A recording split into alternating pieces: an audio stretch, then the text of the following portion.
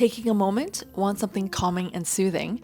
Try the sweet and sour chrysanthemum and Roselle honey tea. I love the sweet and tart flavor of this tea and the calming benefits it brings. This tea is perfect for the hot summer days, cooling the body if you're feeling too heaty, and calming the spirit and mind. Dried chrysanthemum is a calming, clearing, and detoxifying herb that cools the body and clears heat. I like using the small unopened buds because they stay together better, but any type of dried chrysanthemum will do. Roselle, also known as hibiscus, is a calming and cooling herb that actually aids in coughs and hangovers. It's got slightly sour tones, but complements nicely with honey.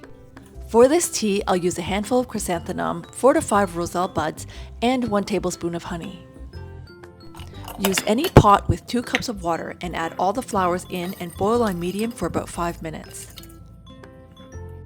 The tea should begin to color beautifully once the Roselle begins to steep out, and you can turn off the heat and let it sit for 2 minutes to cool a bit before adding the honey. Honey is a neutral ingredient that is calming, relieves pain, and detoxifies the body. Be sure to let the tea temperature drop a bit as honey loses its beneficial properties in hot temperatures.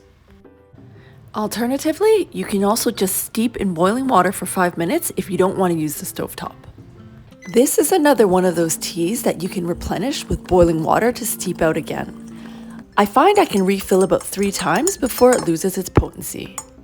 I love having these dried flowers stocked in my pantry all year round. Versatile, delicious, and soothing. And you can use them for so many different types of teas. Enjoy! Don't forget to share, like, and subscribe. For more soups, follow us at thechinesesouplady.com and we'll see you soon.